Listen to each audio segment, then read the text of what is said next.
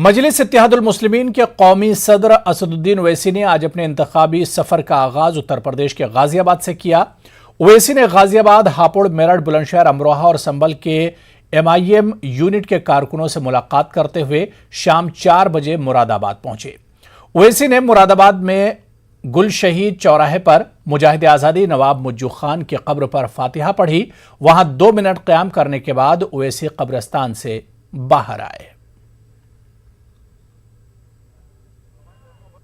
असदुद्दीन ओवैसी की यहाँ जो बात हुई है, भीड़ बहुत ज्यादा आपको चारों तरफ नजर आएगा किस कदर यहाँ पर अव्यवस्था फैल गई है, पब्लिक है।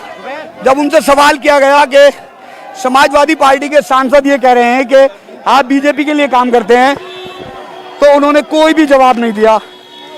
मुरादाबाद के गुल शहीद चौराहे का ये नज़ारा है, चारों तरफ आपको भीड़ नजर आ रही है। तो मुरादाबाद में आज असदुद्दीन ओवैसी जो आए तो यहाँ पर भीड़ बहुत ज्यादा हो गई और अव्यवस्था फैल गई है। असदुद्दीन ओवैसी ने अभी किसी भी बात का जवाब मीडिया को देते हुए सही से नजर नहीं आए। वीडियो जर्नलिस्ट पीयूष शर्मा के साथ फरीद शमसी, न्यूज़ 18 मुरादाबाद। उधर संभल में भी असदुद्दीन ओवैसी ने पार्टी कारकुनों से मुलाकात की। इस मौके पर उन्होंने यूपी में अक़लियतों को हरासा किए जाने का योगी हुकूमत पर इल्जाम लगाया। तो चुनाव को 7-8 महीने बाकी हैं और देश का बहुत सबसे बड़ा प्रदेश है, तो इसीलिए किसी भी पॉलिटिकल पार्टी को तैयारी करना और इस इतने बड़े प्रदेश में पहले से शुरू करना पड़ा, तो हम शुरू किए हैं। पहले के बनिस्बत MIM पार्टी बहुत मजबूत है, मकबूल है और एक बहुत ज़्यादा अवेयरनेस मैं देख रहा हूँ, ख़ास तौर से वंचित समाज में है, चाहे वो मुसलमान हो, दलित हो, OBC के हमारे भाई हों। और हम जनाब ओम प्रकाश राजभर साहब के साथ भी हैं और ये देखा जा रहा है कि हम आज संभल में हैं। यहाँ पर बरसों से सिर्फ एक ही डिग्री कॉलेज है और मुख्तलिफ सेकुलर पार्टीज को जनता ने कामयाब किया।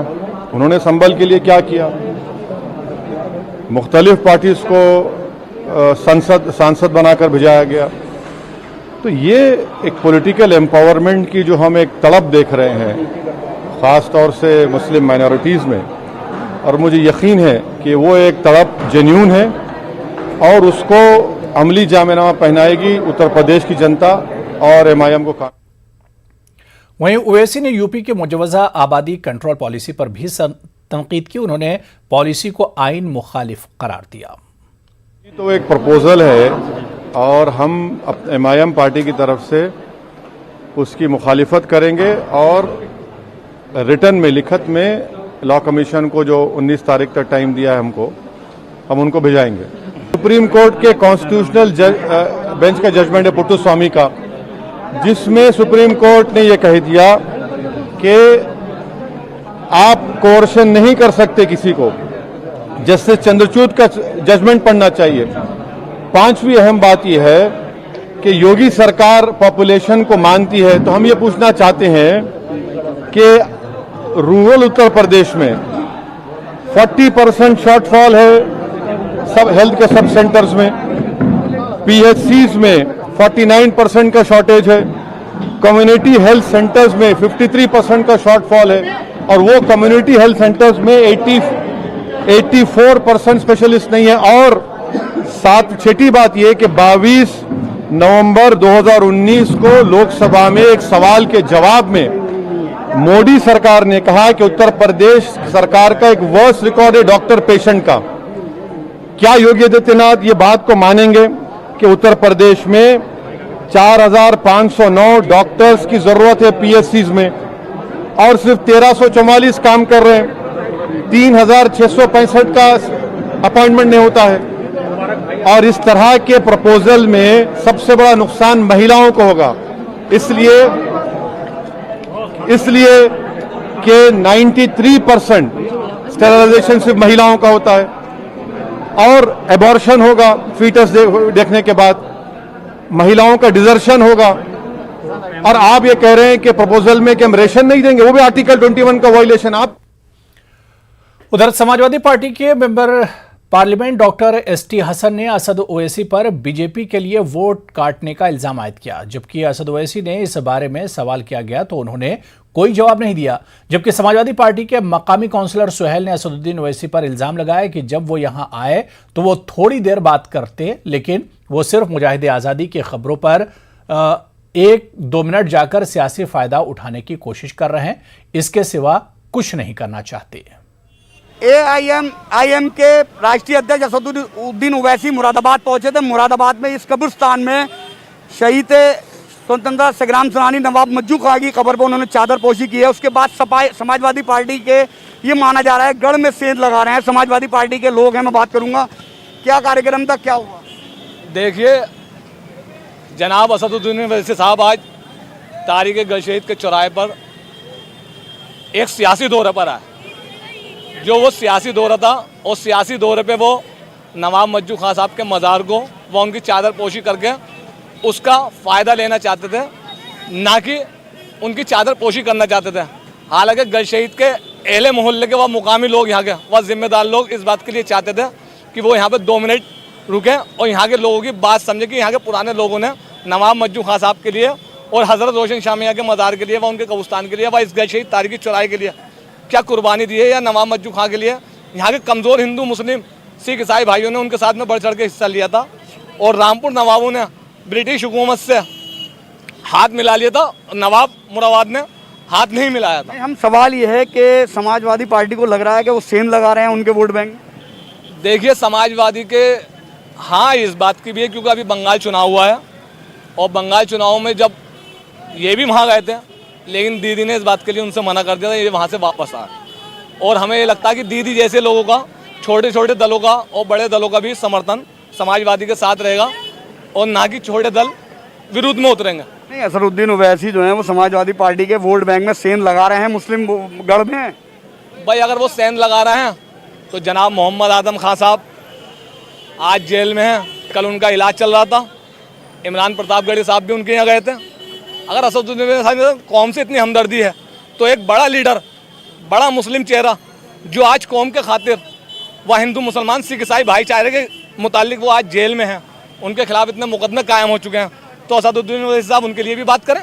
तो देखिए समाजवादी पार्टी के जो यहाँ के नेता हैं, ये पार्षद हैं स्थानीय, उनका कहना है कि अगर असदुद्दीन ओवैसी इतने बड़े नेता हैं और वो मुस्लिमों के हमदर्द हैं तो वो समाजवादी पार्टी के रामपुर के सांसद जो जेल में बंद हैं उनसे मिलने क्यों नहीं गए। वो सिर्फ स्वतंत्रता संग्राम सेनानियों के मज़ारों पर जाके उनकी कब्र पे चादर पोशी करके सिर्फ राजनीतिक लाभ लेने की कोशिश कर रहे हैं। वीडियो जर्नलिस्ट पीयूष शर्मा के साथ परीश शमसी, न्यूज़ 18 मुरादाबाद। बढ़ती महंगाई और यूपी में अमन कानून की बदतर होती सूरत हाल के खिलाफ इलाहाबाद में समाजवादी पार्टी ने एहतजाजी जुलूस निकाला। इलाहाबाद यूनिवर्सिटी तलबा यूनियन के साबिक नायब सदर आदिल हमजा की क़यादत में शहर में साइकिल जुलूस निकाला गया। एहतजाजी मुजाहरे के दौरान समाजवादी पार्टी छात्र सभा ने पेट्रोल समेत रोजमर्रा अशिया की बेतहाशा बढ़ती कीमतों के खिलाफ जमकर नारेबाजी की। इस मौके पर समाजवादी पार्टी ने 16 नुकात पर मबनी अपने मुतालबात का मेमोरेंडम हुकूमत के सामने पेश किया। एहतजाज कर रहे कारकुनान का कहना था कि महंगाई और बेरोजगारी ने आम लोगों की कमर तोड़कर रख दी है। पार्टी कारकुनान का कहना था कि अगर हुकूमत ने इनके 16 नुकाती मुतालबात तस्लीम नहीं किए तो रियासत गिर पैमाने पर एहतजाज का सिलसिला शुरू किया जाएगा। कानून व्यवस्था पूरी ध्वस्त हो गई है, जिसके खिलाफ आज सारे प्रदेश में ज्ञापन दिया जा रहा है।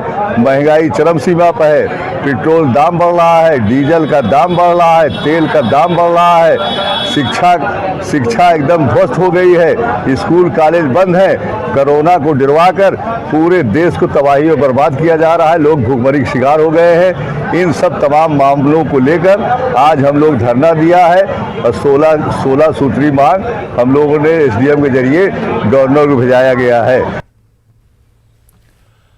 ब्लॉक जिला पंचायत के इंतखाबात में हुई बदउनवानी और तशद्दुद के खिलाफ समाजवादी पार्टी ने बढ़ती महंगाई के खिलाफ मुजाहरा किया। कानपुर शहर के शिक्षक पार्क में भी हजारों की तादाद में समाजवादी पार्टी के कारकुनों ने महंगाई के खिलाफ मुजाहरा किया।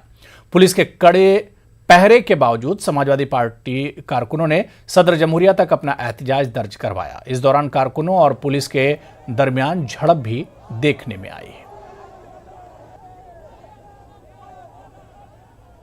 पूरे प्रदेश के तहसील पर समाजवादियों ने राज्यपाल को ज्ञापन दिया और उसमें मांगे रखी कि जिस तरह से पिछले दिनों लोकतंत्र का गला घोटते हुए जिस तरीके से ब्लॉक प्रमुखों को, जिस तरीके से जिला पंचायत सदस्यों को नामांकन न कराने देने पर, मजबूर होने पर, उनका अपहरण करने पर, यहाँ तक कि अभी आप लोगों ने एक वीडियो देखा होगा जिसमें महिला की साड़ी तक खींची गई। ऐसी तमाम बातों को लेकर समाजवादी पार्टी ने उन लोगों की आवाज़ को उठाने के लिए तहसील पर पूरे प्रदेश में सभी समाजवादियों ने एक साथ मिलकर योगी सरकार के विरुद्ध उसको सरकार को उखाड़ फेंकने के संकल्प को लेकर आज धरना और प्रदर्शन किया।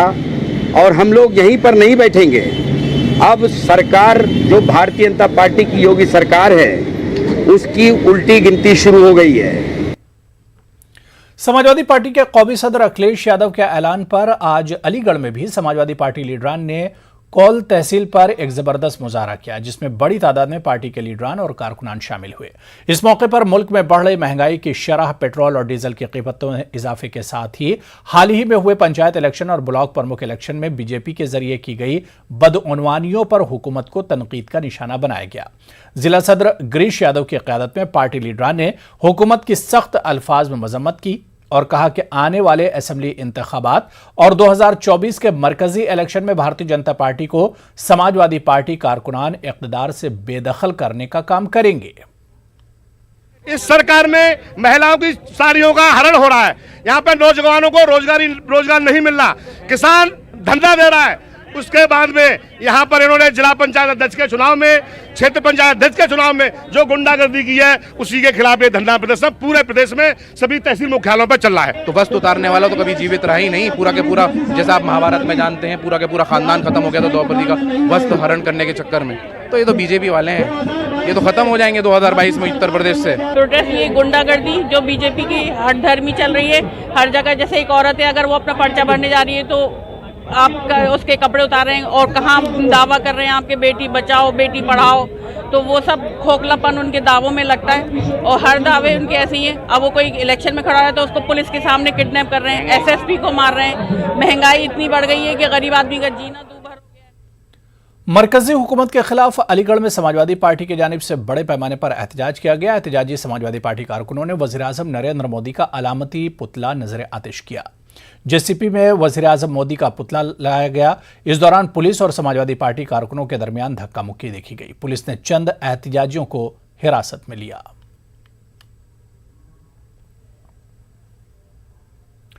पेट्रोल, डीजल और रोजमर्रा की अशियाए जरूरिया की बढ़ती कीमतों को लेकर मरकजी हुकूमत के खिलाफ आज मेरठ में कांग्रेस पार्टी जिला यूनिट ने पेट्रोल डीजल के दाम कम किए जाने के मुतालबे को लेकर दस्तखती मुहिम का इनेकाद किया, जिसमें पार्टी कारकुनान के अलावा आम लोगों ने भी बैनर पर दस्तखत किए और पेट्रोल डीजल की बढ़ती कीमतों के खिलाफ अपनी नाराजगी जाहिर की। मैं पहले मोटरसाइकिल से आना जाना करता था, उसमें तेल महंगा होने की वजह से मैं साइकिल पर आ चुका हूँ। हस्ताक्षर अभियान में साइन कर रहा हूँ। मैं सरकार से ये प्रार्थना है कि तेल सस्ता हो जाए।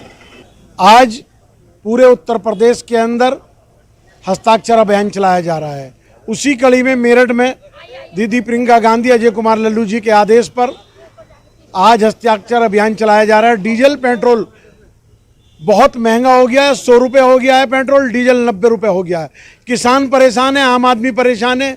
जो बेचारे मजदूरी करने मोटरसाइकिल पे जाते थे, जिनकी तनख्वाह 7-8 हज़ार रुपये हुआ करती थी, आज वो बेचारे पैदल चलने पे और साइकिल पे चलने पे मजबूर हो गए हैं।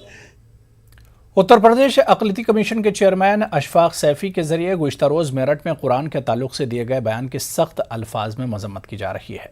अशफाक का एक बयान आज सुर्खियों में है, जिसमें उन्होंने कहा है कि कुरान पढ़कर कोई आईएएस और आईपीएस नहीं बन सकता। इनके इस बयान पर अलीगढ़ मुस्लिम यूनिवर्सिटी के उलमाए कराम और तहफ़्फ़ुज़ मदारिस हिंद के कौमी सदर मौलाना सैयद अहमद हुसैन मुज़ाहरी ने सख्त बरहमी का इजहार करते हुए कहा है कि मुतादिद ऐसी मिसालें मिलती हैं जो मदारिस से फारिग हुए और सिविल सर्विसेज में आए। वहीं शोबा दीनियात के assistant professor doctor Rehan Akhtar Qasmi ने कहा कि इन्हें पहले मुताला करना चाहिए, इसके बाद कोई बात कहनी चाहिए। अशफाक सैफी के बयान की चौतरफा मजम्मत का सिलसिला जारी है। मैं तो उनके इस बयान को बहुत ही बचकाना बयान कहूँगा और इसका मतलब है कि उन्हें इस सिलसिले में कोई नॉलेज नहीं है और उनको ये पता होना चाहिए कि मदारिस के बच्चे जो है बाकायदा तौर पर यूपीएससी का एग्ज़ाम पास आउट किए हैं और इस वक्त वो ऑन जॉब भी हैं। मतलब दसियों बीसियों की तादाद में, सैकड़ों की तादाद में अगर आप निकालेंगे तो सब मदारिस के फजला जो है वो सिविल सर्विसेज में हैं और वो काम कर रहे हैं। इसका मतलब कि इन्हें खुद अपनी कम्युनिटी के बारे में नॉलेज नहीं है और इतने बड़े पद पर बैठ गए हैं। इनको पहले चाहिए कि तारीख़ और हिस्ट्री का मुताला करें, तब जाके इस तरह की टिप्पणी करें। तमाम अराकीन इस बात की मजम्मत करते हैं कि अशफाक सफ़ी साहब ने जो बयान दिया है इंतहाई अफसोसनाक है और हम तमाम उलमा को इस बात की तकलीफ़ है।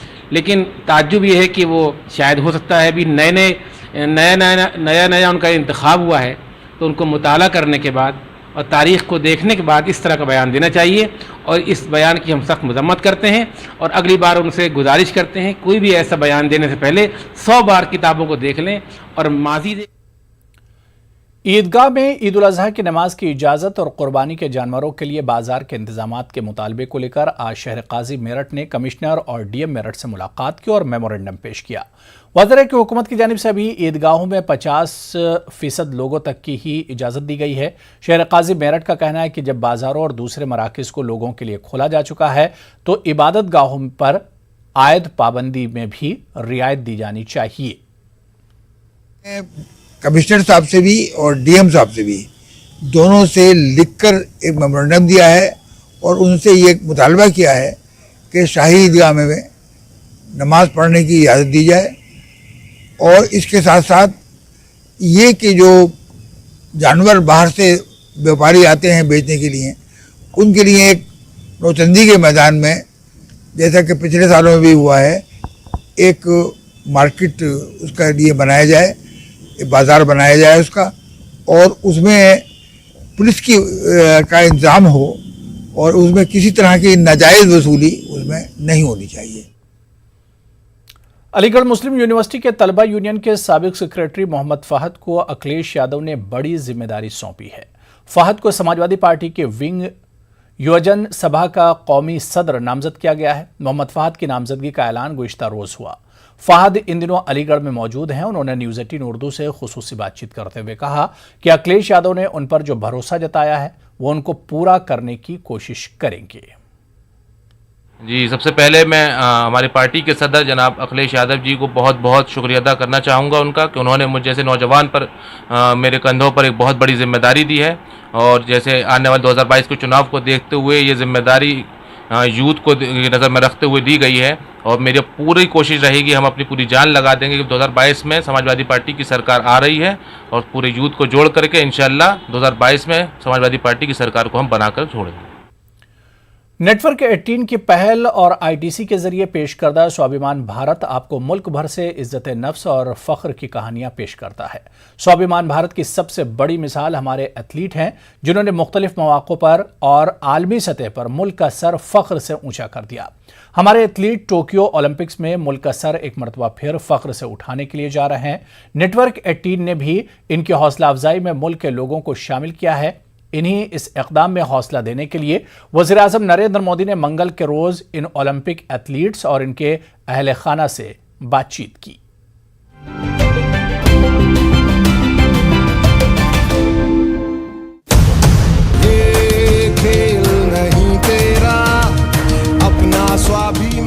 वाकई में ये 130 करोड़ भारतीयों के लिए गर्व और स्वाभिमान का मौका है जो उन 22 राज्यों के 126 एथलीटों का उत्साह वर्धन करेंगे जो 23 जुलाई से शुरू होने वाले आगामी टोक्यो ओलंपिक में 18 खेल वर्गों में देश का प्रतिनिधित्व करने वाले हैं।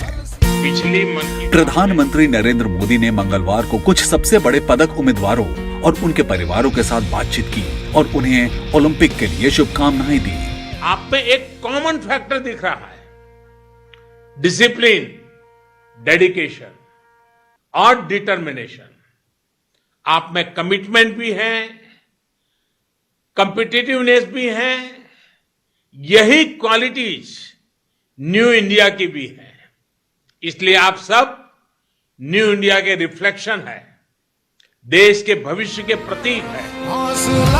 टोक्यो ओलंपिक की उल्टी गिनती शुरू हो गई है।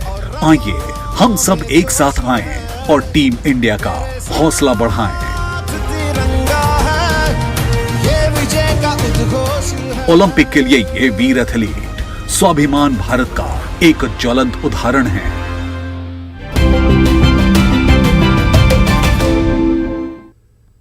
चलिए यहां पर रुकेंगे छोटे से ब्रेक के लिए।